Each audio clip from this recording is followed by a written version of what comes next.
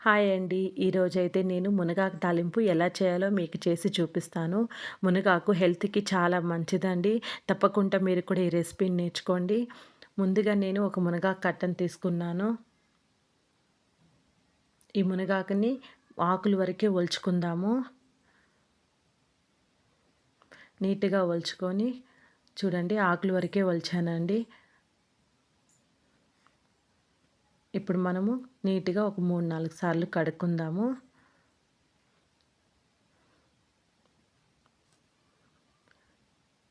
ఈ మునగాకులో చాలా ఔషధ గుణాలున్నాయి. ఇప్పుడు మనం మునగాకుని ఒక చిన్న గ్లాస్ నిండా నీళ్ళు పోసుకొని స్టవ్ మీద పెట్టుకొని ఉడికించుకుందాము. నేను చిన్న గ్లాస్ తీసుకున్నానండి. ఆ గ్లాస్ నిండా అయితే నీళ్ళు సరిపోతుంది. ఈ మునగాకుకి ఎక్కువ నీళ్ళు వాడకూడదు, తక్కువ నీళ్ళు వాడకూడదండి. మునగాకు బాగా ఉడకాలి. మూత పెట్టి బాగా ఉడికించుకుందాము. నీళ్ళు ఎక్కువ పోసేస్తే కూడా బాగుండదు. నీళ్ళు తక్కువ పోస్తే కూడా ఆకు ఉడకదండి.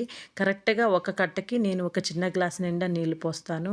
మన టీ గ్లాస్ నిండా అంతా అయితే సరిపోతుంది. ఇప్పుడు బాగా నీళ్ళన్నీ ఇంకిపోయేంత వరకు బాగా ఉడికించుకుందాము. ఇప్పుడు ఒక టీ స్పూను సాల్ట్ వేసుకుందాము.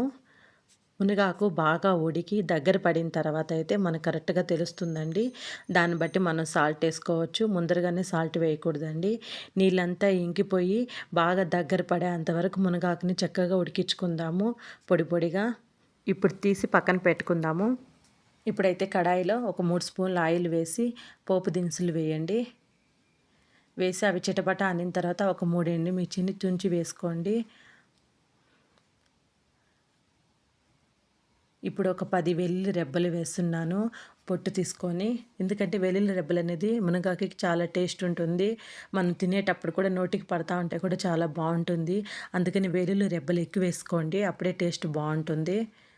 ఇప్పుడు కొంచెం కరివేపాకు వేద్దాము. వేసి ఫ్రై చేద్దాము. ఇప్పుడు మునగాకు వేద్దాము. మునగాకుని బాగా ఫ్రై చేద్దాము.